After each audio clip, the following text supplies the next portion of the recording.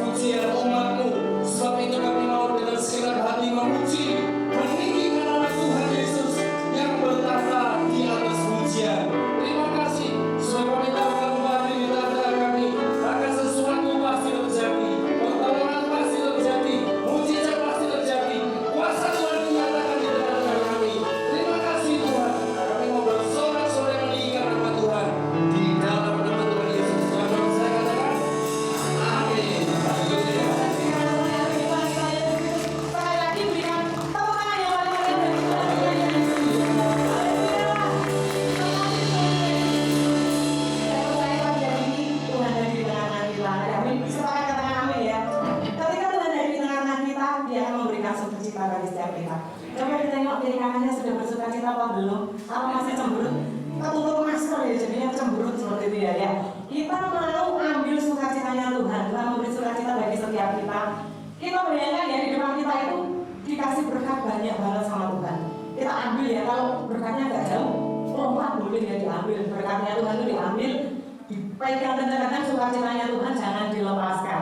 Itu sukacitanya buat kita ya. Nanti bawa pulang, dimanapun kita berada kita jadi berkat. Ada amin ya. Amin ya. Kita ambil sukacitanya Tuhan di atas, dibayangkan dulu. Ada dulu sukacita buahnya itu di mana gitu ya. Ambil, tangannya siap-siap mengambil semuanya Bapak Ibu. Ya, kita ambil sukacita Tuhan. Itu nanti kita bareng-bareng ambilnya ya. 1, 2, 3, sukacita. Nah itu kalau wanita bilangnya ya, berkat Tuhan. Bapak Ibu bilangnya sukacita. Gitu ya. Saya bilang berkat Tuhan, Bapak Ibu ngambilnya sukacita. Lompat boleh Bapak Ibu ya. Berkat Tuhan, sukacita. Sudah kata semua, ada yang lari nggak sukacitanya? Nggak ada ya. Jangan dilepas, masih dipegang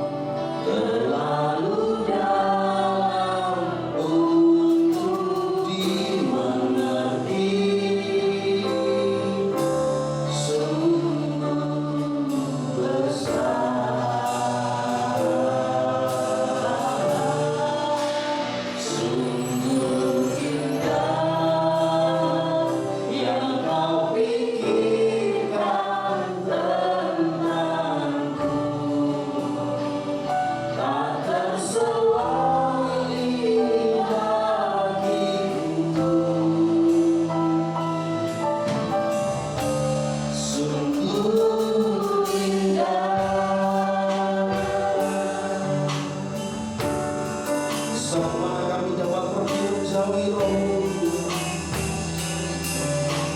Engkau selalu bersama dengan kami Yesus.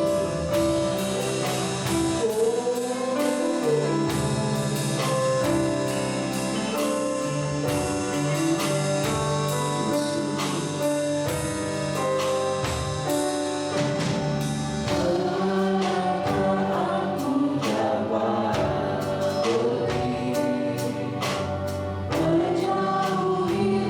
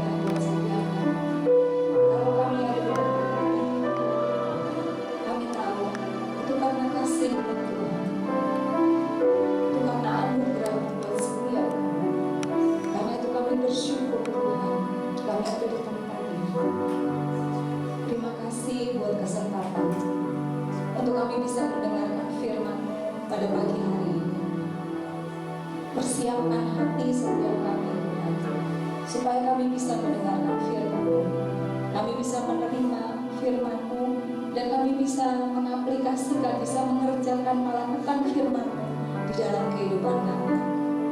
Pakai hamba-Mu Tuhan yang akan menyampaikan firman-Mu, taruh perkataan-perkataan-Mu dalam bibir hamba-Mu, biar semua yang hamba-Mu sampaikan itu merupakan kerinduan hati-Mu Tuhan buat setiap jemaat yang ada di tempat ini.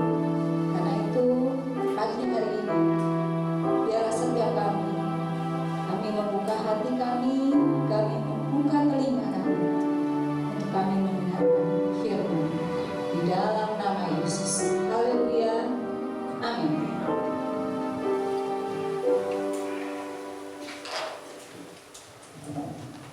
Shalom, selamat pagi Bapak Ibu Saudara semua.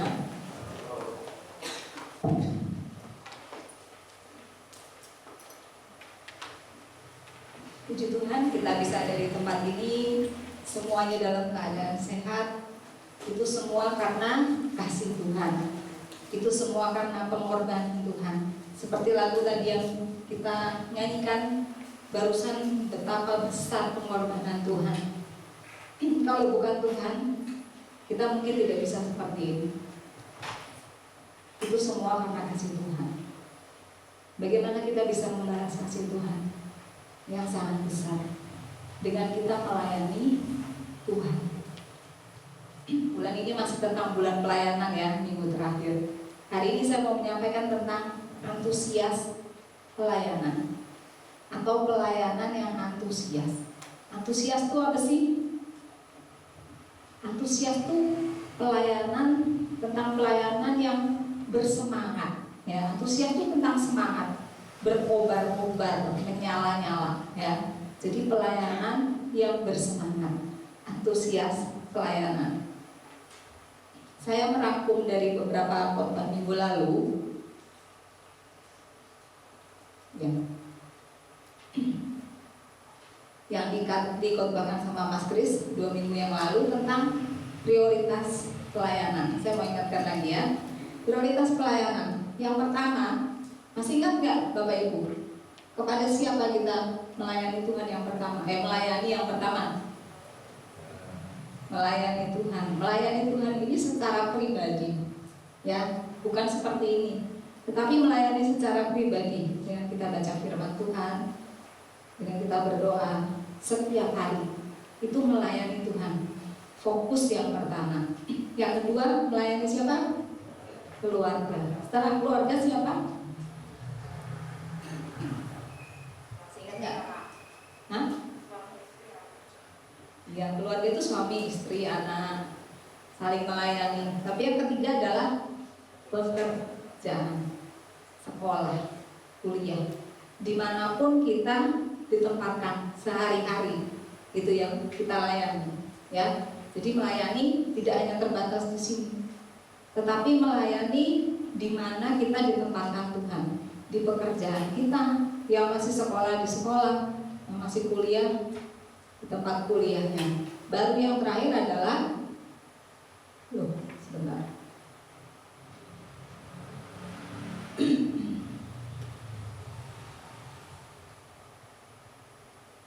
Wah, gila.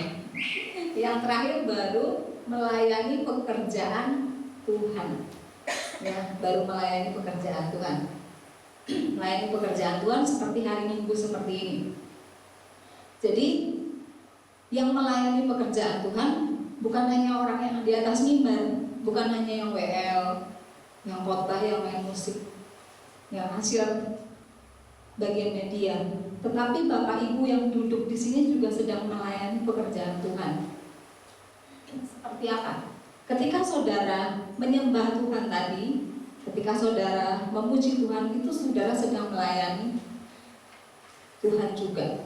Ya, ketika saudara nanti memberikan persembahan, saudara melayani pekerjaan Tuhan. Jadi tidak ada satupun yang tidak melayani di dalam pekerjaan Tuhan. Tapi semua ikut serta dalam pelayanan. Jadi jangan merasa yang melayani hanya di depan saja, yang duduk nggak melayani. Tidak seperti itu. Semua melayani. Terus kemudian Yang minggu lalu Pak Gembala menyampaikan bahwa melayani Tuhan sesuai dengan profesi kita masing-masing. Jadi kita melayani bukan hanya di hari Minggu, tetapi setiap hari. Apa yang kita kerjakan? Sebagai ibu rumah tangga, sebagai karyawan, sebagai guru, sebagai pedagang, apalagi sebagai wira swasta, apapun yang kita kerjakan, sekolah, kuliah, itu kita melayani Tuhan dengan profesi kita masing-masing. Jadi kalau saya ngomong pelayanan, jangan selalu berpikir, wah bukan buat saya, pelayanan itu buat orang yang ada di sini, enggak, tetapi semua, ya. Di dalam Kolose 3 ayat 23 dikatakan begini, apapun juga yang kamu perbuat, perbuatlah dengan segenap hatimu, seperti untuk Tuhan dan bukan untuk manusia. Jadi apapun ya, jadi itu bukan hanya pelayanan hari Minggu, tetapi apapun yang kita berbuat sehari-hari, apa yang kita lakukan, itu harus kita perbuat dengan segenap hati untuk Tuhan, karena itu adalah pelayanan. Jadi ya, kalau segala sesuatu, apapun yang kita berbuat, jadi kita harus bisa menyimpulkan bahwa pelayanan tersebut ya, segala sesuatu itu adalah pelayanan. Itu akan kita lakukan seumur hidup kita, benar nggak? Ya, karena apapun segala sesuatu yang kita lakukan, berarti segala sesuatu itu kan kita lakukan di dalam seumur hidup kita. Nah, untuk melakukan segala sesuatu, melakukan pelayanan tersebut secara konsisten, secara terus-menerus, itu nggak mudah, benar nggak? Melakukan segala sesuatu terus-menerus, tetap konsisten, tetap ya, misalnya kita di posisi 5, mempertahankan di posisi 5 ini nggak mudah, benar nggak? Karena kita dipengaruhi oleh situasi dan kondisi, nggak mudah. Tetapi hari ini kita mau belajar. Rasul Paulus mengingatkan di dalam Roma 12 ayat 11, janganlah hendaknya kerajinanmu kendor, biarlah rohmu menyala-nyala di dalam Tuhan. Nah, kita mau belajar dari Rasul Paulus. Dia bilang untuk bisa melayani Tuhan, ya, untuk bisa tetap konsisten melayani Tuhan, janganlah hendaknya kerajinanmu kendor, biarlah rohmu menyala-nyala. Yang pertama, artinya janganlah hendaknya kerajinanmu kendor, berarti tetap harus rajin, benar ya? Yang pertama adalah, saya tulis di sini, jangan malas. Di dalam terjemahan yang lain, di dalam King James Version yang kita belajar bahasa Inggris sedikit, dikatakan begini, not slothful in business, artinya jangan malas dalam pekerjaan. Ya, setiap kita punya pekerjaan masing-masing, benar ya? Di sini dikatakan jangan malas dalam pekerjaan kita masing-masing. Kenapa kita tidak boleh malas? Di dalam Matius 25 dikatakan, Tuhan mengatakan begini, orang yang malas itu Tuhan samakan dengan hamba yang jahat. Jadi menurut Tuhan, orang yang malas itu adalah jahat di mata Tuhan. Kita nggak mau jadi orang jahat, benar kan? Karena itu kita jangan malas. Nah, latar belakang dari perikop tersebut yang tadi yang saya bilang di Matius 25 itu adalah Tuhan memberikan kepada setiap orang, masing-masing kepada setiap orang minimal 1 talenta. Minimal 1 talenta. Setiap orang pasti dapat. Tidak ada yang tidak dapat. Jangan berpikir, wah, saya nggak bisa kayak Mbak Siwi tadi, saya nggak bisa kayak Mas Kris nyanyi di depan. Saya kalau nyanyi males. tepuk tangan aja fals. Saya punya teman di Lampung ya, dia itu kalau nyanyi fals, bener-bener nggak tahu nada. Dan saya bilang ya ini yang saya bilang orang yang tepuk tangan juga fals. Dia tepuk tangan pun nggak bisa bareng sama teman-temannya. Orang lain kan tepuk tangan bisa di nada satu atau kedua gitu ya. Dia selalu ada di tengah-tengah tengah-tengah ketukan. Jadi kita sendiri mau ngikutin dia juga bingung gitu, nggak tahu gimana kok dia bisa seperti itu. Tapi dia seorang pendoa. Kalau dia berdoa, wih, suaranya, orangnya kecil kurus gitu ya. Tapi kalau dia sudah berdoa, setiap orang yang dengar itu ya seperti rohnya terbakar. Kita kalau orang berdoa syafaat, kita juga sambil ngantuk-ngantuk. Amin.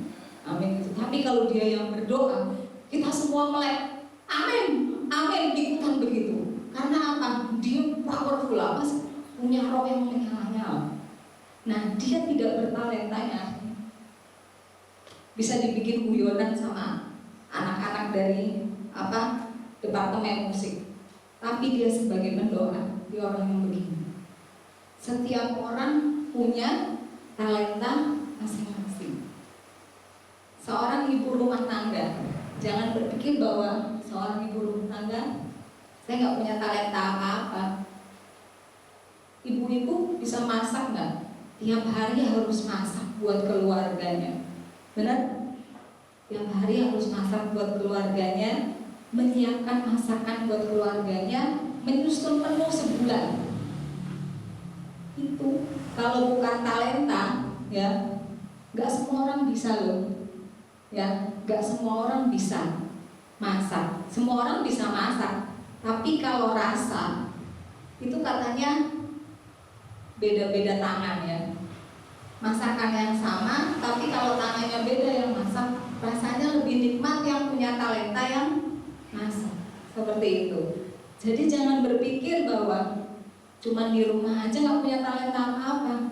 Saudara bisa masak itu adalah talenta. Benar ya?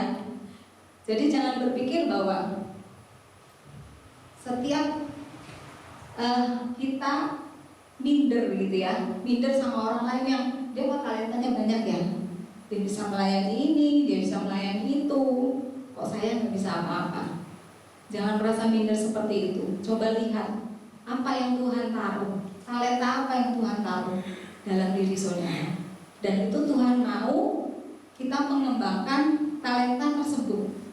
Kita bisa mengembangkan talenta tersebut kalau kita tidak malas, benar nggak? Ya, dari satu talenta bisa mengembang menjadi 2 talenta, 3 talenta. Di masa-masa seperti ini, saya melihat banyak ibu-ibu yang menjadi kreatif, yang tadinya cuma bisa masak buat keluarganya, belajar bikin snack, masak, terus dipromosikan di media sosial. Akhirnya banyak orang mesem sama dia. Jadi talenta yang ada dikembangkan lagi, seperti itu. Ya, mudeng ya, talenta itu seperti itu. Nah, dikatakan tadi di dalam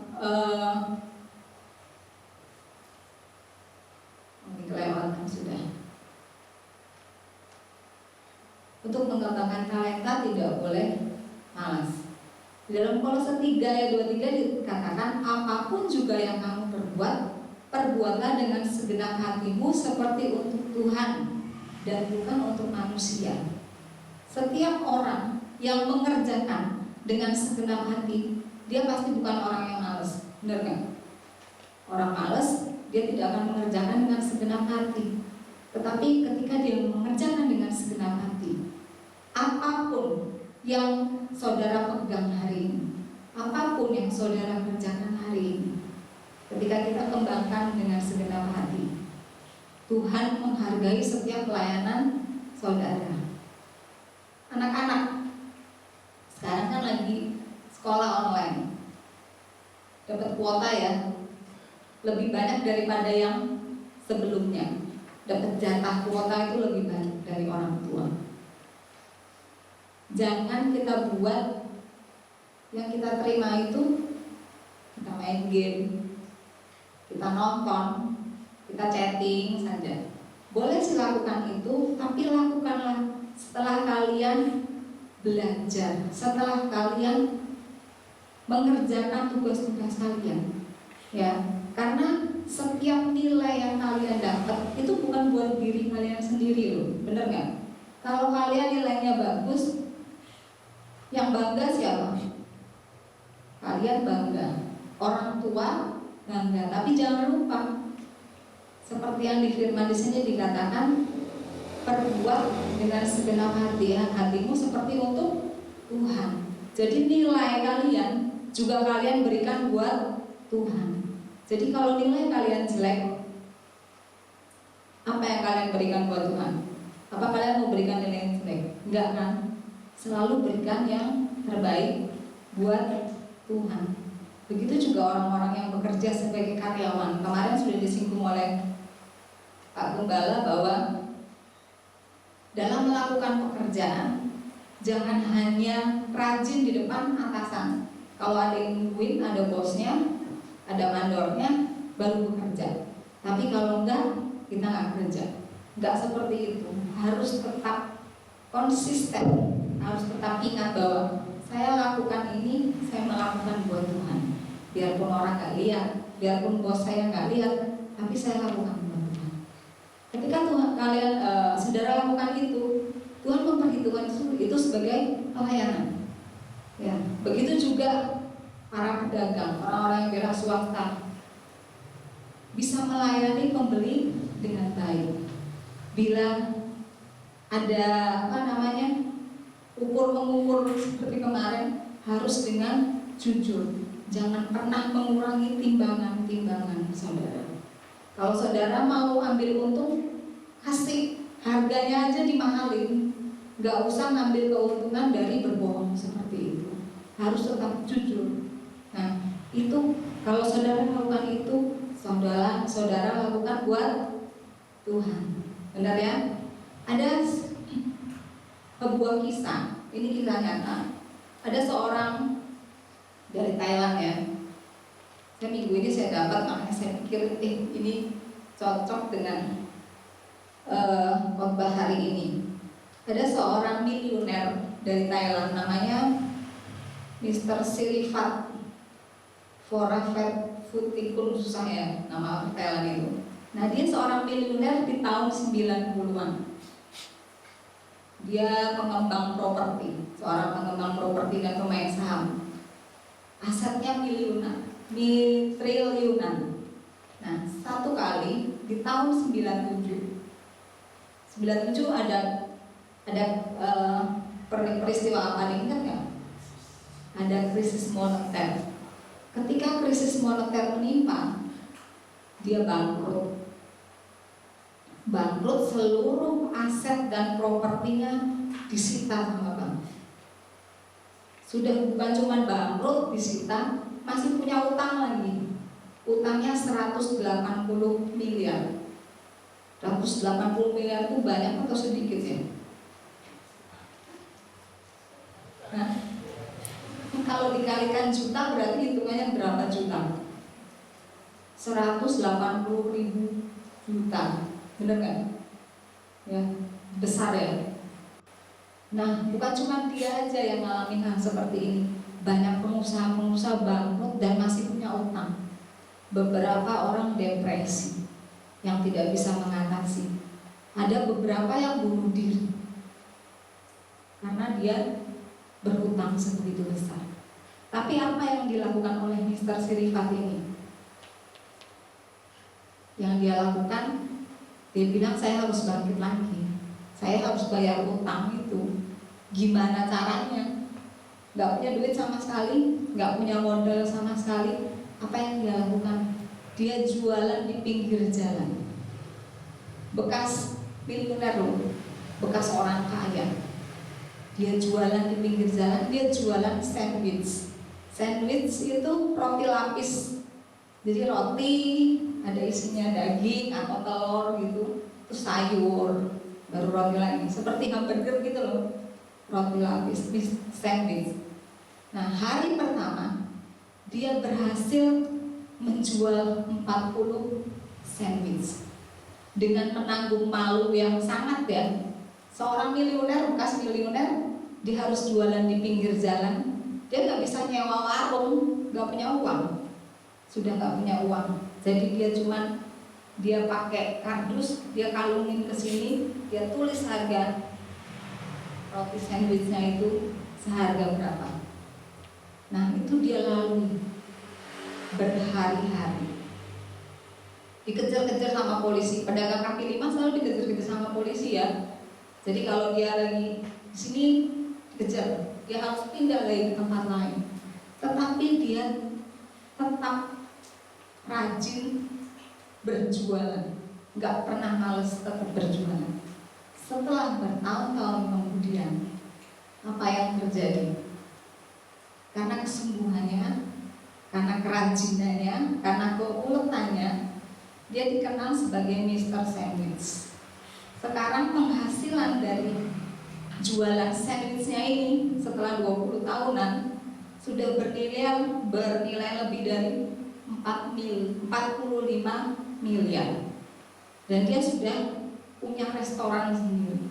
Dan sekarang sedang mendaftarkan untuk menjadi waralaba seperti McD gitu, seperti apa?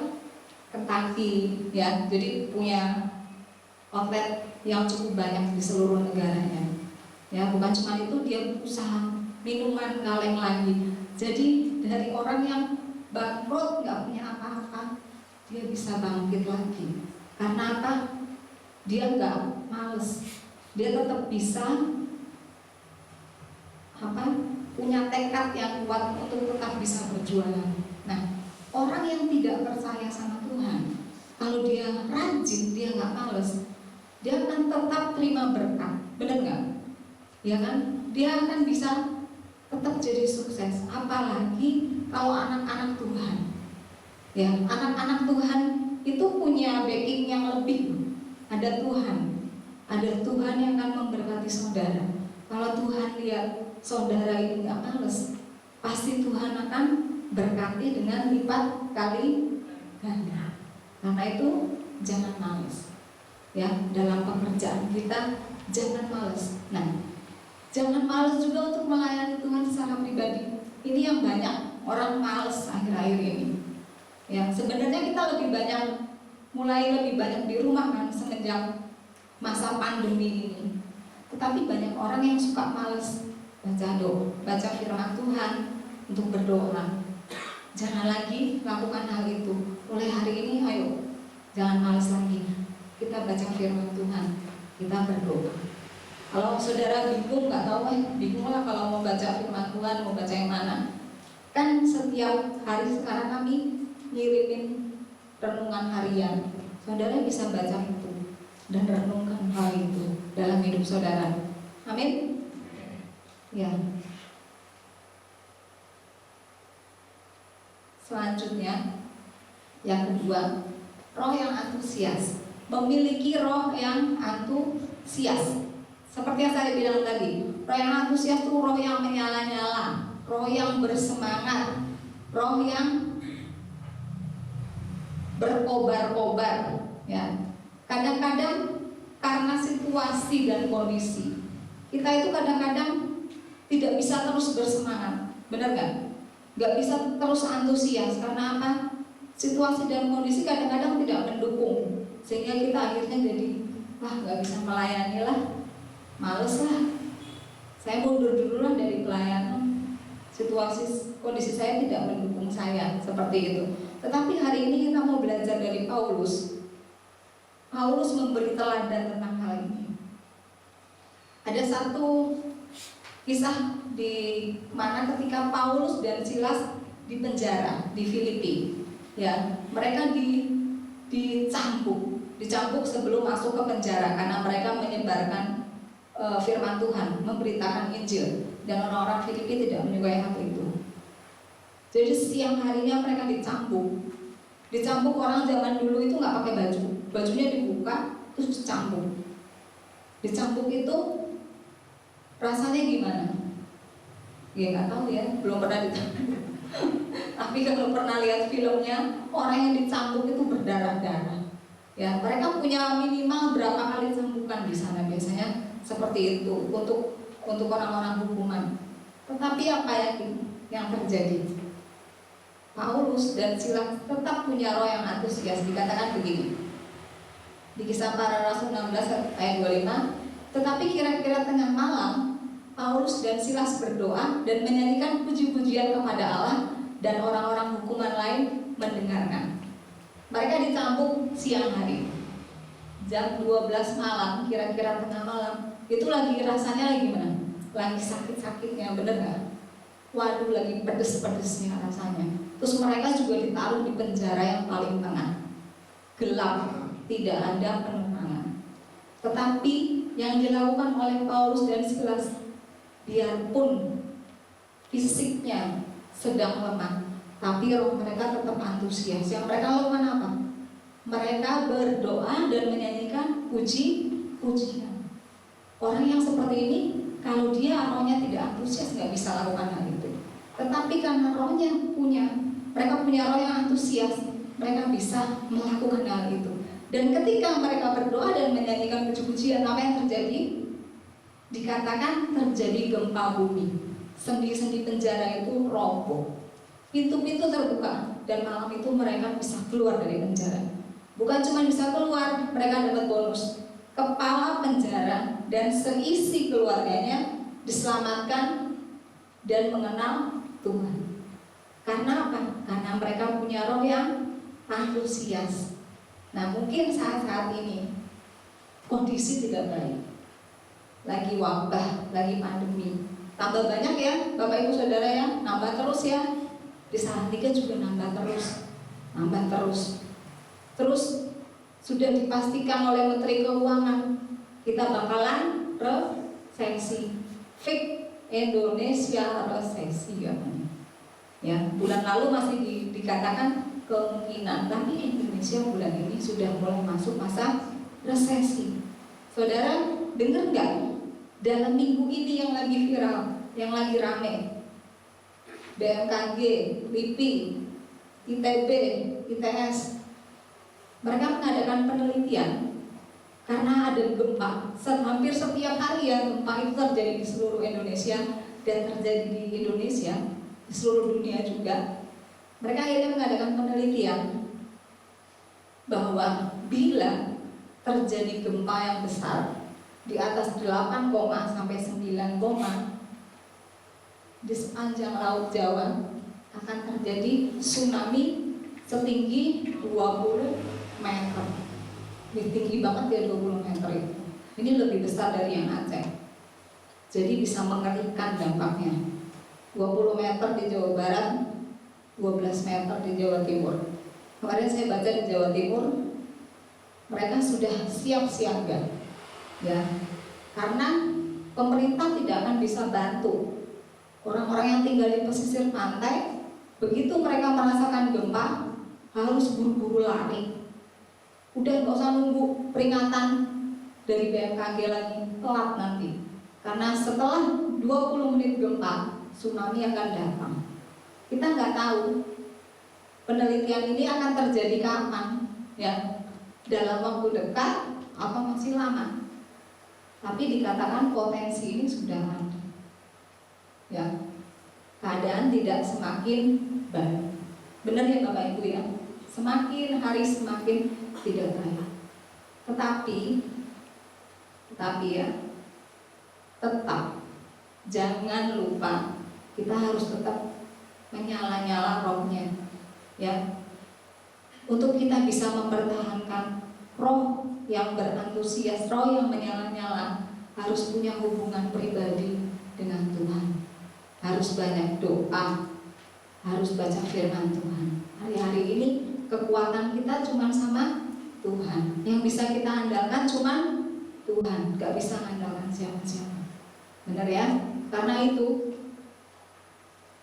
jangan lupa, saya tutup ya, seperti yang Rasul Paulus katakan, setiap kita harus tetap lakukan ini. Saya minta kita sama-sama berdiri, kita sama-sama baca. Yuk para WL dan pemusik maju. Setelah ini kita akan nyanyikan lagu anak udah dimatiin.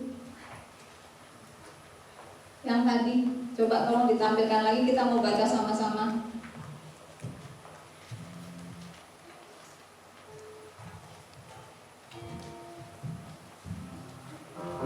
Tolong anak ditampilkan yang biarlah rohmu menyala-nyala.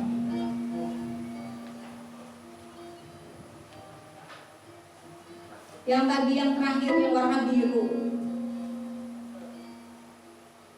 Coba dilepas, anu lepas. Ya sudah, yuk kita sama-sama ya. Setelah ini kita akan nyanyikan biarlah rohmu menyala-nyala melayani Tuhan. 1, 2, 3. Janganlah hendaknya kerajinanmu kendor, biarlah rohmu menyala-nyala dan melayanilah Tuhan.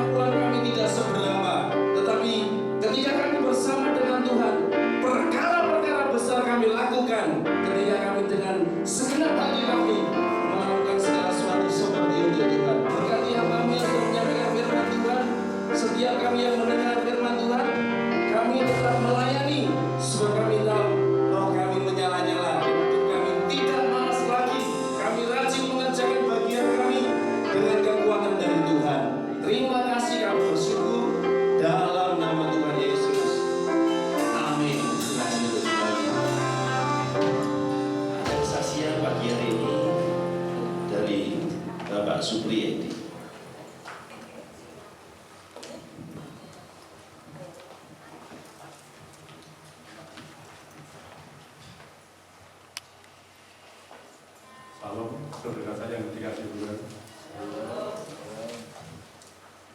Maaf, sebenarnya saya tidak biasa juga bicara depan karena kasih Tuhan yang begitu besar dalam keluarga saya punya kewajiban untuk menyaksikannya. Jadi saya beranikan itu untuk menyaksikannya. Kalau saya tidak menyaksikan kebenaran Tuhan, saya merasa berhutang. Karena saya minta izin nantarin hanya 5 menit, maka saya hanya intinya saja yang akan saya sampaikan. Saya bersyukur kalau pada saat ini fokus saya itu adalah pada anak saya Ella. Pada tahun ini adalah dia lulus SMA dan saya bergumul berdoa untuk kuliah di mana. Ternyata Tuhan memberikan jalan Ella masuk ke KSP. Saya bersyukur dia masuk ke KSP jurusan ekonomi akuntansi. Tapi ternyata di akuntansi itu tidak gratis, ternyata ya dia harus bayar dan ya lumayan. Dia harus menyumbang 8 juta dan ada administrasi mungkin sekitar habisnya sekitar 23 juta mungkin ya. Sedangkan kondisi keuangan saya pada saat ini kan sedang itu ya kena dampak corona. Misalkan tidak kena dampak pun saya juga berat, pendapatan saya turun itu berat. Terus sesuai dengan firman Tuhan tadi harus antusias dan harus kita masih punya talenta ya, masih punya talenta. Mungkin saya masih punya satu talenta yang belum saya kerjakan. Ya, saya mikir kita mahasiswa saya karena kondisi seperti kita harus gerak, kita harus semangat, kita harus antusias.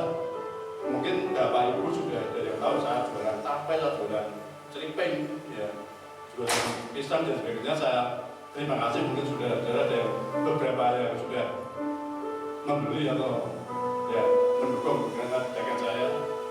Tapi saya hitung sampai kalau saya jual itu pendapatannya paling sekitar sehari mungkin 30.000 atau 45.000 bahkan sampai 50. Kalau saya hitung itu untuk nutup itu masih jauh sekali. Dan saya masih punya waktu banyak. Saya kalau kebaktian itu saya duduk di belakang, saya melihat itu menjadi bilang kita punya melayani dengan progresi ya. Saya melihat dia duduk di belakang itu bilang itu ya saya memberikan dengan teman-teman saya aja deh. Terus kembali ke kebutuhan karena pendapatan saya terbatas sekali, saya memprioritaskan. Pada waktu itu saya memprioritaskan kebutuhan saya yaitu laptopnya Ella sama HP. Itu nilainya 6 juta nilainya. Itu saya entah kebetulan atau enggak saya nggak tahu. Saya pulang cat itu sampai rumah benar-benar sama adik saya ngobrol-ngobrol tentang kondisi dan keadaan keluarga. Pada saat itu saya membutuhkan laptop dan HP. Harganya berapa? Saya tahu kita yang sederhana 6 juta. Ada saya bilang, nah paronan biaya saya betul-betul suka cita dan saya yakin itu bukan hanya saya yang bilang, itu juga bilang. Dan saya yakin kalau kita menghadap Tuhan pasti tidak mengetahui kita. Yang kedua, saya masih punya hutang di Satya-Wata itu 15 juta. Nah, ini masih tidak lagi ya. Terus kembali saya masih ada kerja lagi ya, saya ngecat lagi tuh. Kebetulan timingnya pulang ngecat ya, kebetulan. Pulang ngecat depan itu saya beli lagi sama saya. Iya, banyak Ella dan sebagainya sudah diterima, tapi masih punya beban 15 juta untuk sumbangannya. Kebetulan, tadi saya ngomong ya, ya bisa bantu cuma 5 juta. Puji Tuhan, lumayan berarti 5 juta. Jadi saya masih punya beban 10 juta ya, bukan saya. 10 juta, kemudian kemarin saya minta tolong Mas Kris sama Mas pemilik untuk mendoakan rumah saya, tapi adik saya mau bikin rumah. Jadi adik saya mau bikin rumah, saya yang melaksanakan, saya yang urusan ini.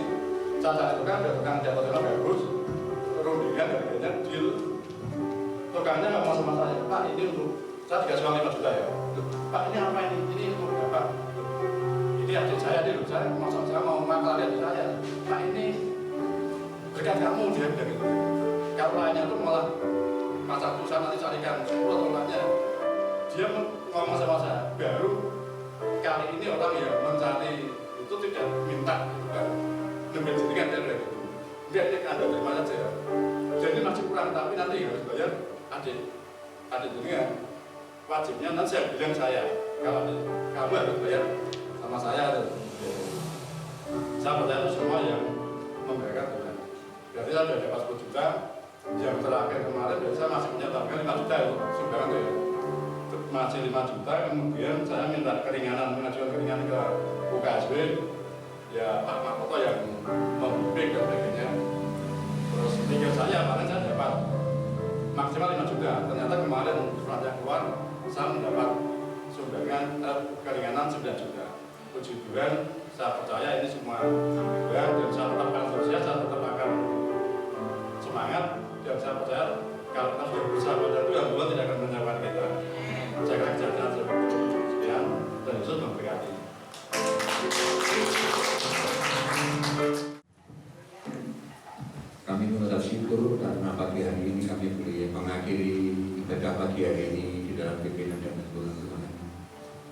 Kami bersyukur kami boleh melayani Tuhan dengan talenta, dengan pekerjaan, dengan apa yang kami lakukan. Dan kami bersyukur sampai hari ini Tuhan tetap menolong kami sehingga kami boleh melakukan sama-sama dengan Tuhan.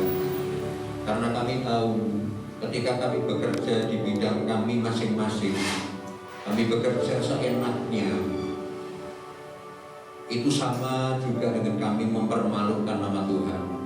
Dan pagi hari ini kami kembali diingatkan dan kami berkomitmen apapun yang kami lakukan, apapun yang kami kerjakan, di dalam kami melayani keluarga, di dalam kami bekerja, di dalam kami beraktivitas, biarlah Roh Kudus yang akan memampukan sehingga kami boleh bekerja sebaik-baiknya, bekerja sejujur-jujurnya. Karena kami tahu ketika kami bekerja dengan jujur, kami bekerja dengan baik, maka Tuhan dipermuliakan, bukan dipermalukan. Dan biarlah Roh Kudus yang akan memampukan setiap kami, sehingga setiap tindakan kami boleh mempermuliakan nama Tuhan. Secara khusus pagi hari ini kami berdoa untuk sidang jemaat Tuhan, baik yang saat ini ada di depan, baik yang kami ada di gereja yang sudah mendengarkan firman-Mu. Kami berdoa bagi keluarga-keluarga ini, kiranya Tuhan terus memampukan. Dan apapun yang menjadi pergumulan, apapun yang menjadi persoalan, rumah tangga, sakit penyakit, pergumulan, kami percaya Engkau tetap ada bersama-sama dengan kami. Begitu juga apa yang kami dengar saat ini, penelitian-penelitian yang mereka sedang adakan. Kami percaya kalau itu harus terjadi Tuhan. Kami percaya ada Tuhan yang bersama-sama dengan kami.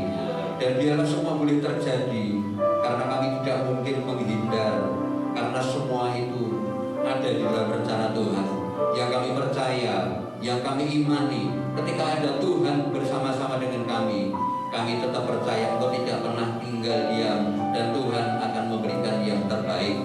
Begitu juga virus corona yang saat ini kata orang semakin merajalela, tapi kami tahu Engkau bersama-sama dengan kami.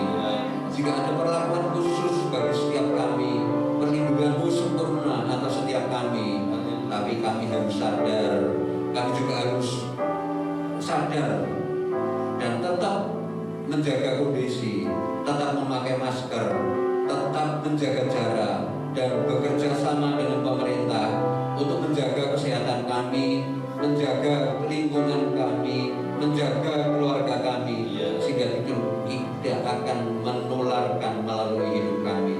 Dan juga berdoa untuk bangsa dan negara kami. Tuhan, kami menyerahkan Bapak Presiden dengan jajaran pemerintahan yang ada saat ini. Biarlah tangan Tuhan yang terus menopang, hikmat yang dari Tuhan terus Tuhan sertakan, sehingga melalui Bapak Presiden dengan jajaran pemerintahan yang ada saat ini, mereka boleh dengar-dengaran dengan Tuhan, sehingga setiap keputusan, setiap apapun yang akan diambil oleh pemerintah untuk memutuskan sesuatu, itu datangnya daripada Tuhan. Dan kami percaya kalau itu kehendak Tuhan, maka kami percaya pemulihan demi pemulihan akan terjadi, dan negeri kami akan menjadi semakin baik karena ada Tuhan yang menolong, ada Tuhan yang melindungi, ada Tuhan yang menyertai. Terima kasih. Kami juga menyerahkan seluruh apa yang direncanakan oleh gereja Ebenezer ini. Biarlah Tuhan juga yang akan menuntun, Tuhan juga yang akan memberikan hikmat, sehingga gereja Ebenezer akan terus semakin menjadi berkat bagi sidang jemaat Tuhan di tempat ini, menjadi berkat bagi lingkungan, dan menjadi berkat semakin luas, dan Tuhan dipermuliakan di dalamnya. Tuhan akan memberkati keluarga pastoral dengan hikmat, pertolongan, perlindungan, pembukaan rahasia hikmat-Mu lebih jauh. Berikan kepada hamba-Mu Bapak Pendeta yang menjadi gembala di tempat ini hikmat, roh kepemimpinan yang dari Tuhan, sehingga sidang jemaat Tuhan boleh terus semakin terpelihara dengan baik. Terima kasih Bapak, kami mengucap syukur karena pagi hari ini dan seterusnya Tuhan akan tetap menyertai setiap hari. Terima kasih, di dalam nama Tuhan Yesus kami mengucap syukur. Terima kasih. Tuhan Yesus, buat ibadah pertama Engkau hadir di tengah kami, dan kami memuji menyembah Engkau. Terima kasih juga kalau kami sudah mendengar firman-Mu, kembali mengingatkan setiap kami boleh tetap rajin Tuhan dalam setiap perkara apapun yang kami lakukan. Biarlah itu semata-mata untuk kami boleh mengerjakan yang rela Engkau, dan biarlah roh kami terus menyala-nyala untuk melayani Tuhan, melayani Engkau Tuhan Yesus. Sebentar kami akan undur diri, kami akan pulang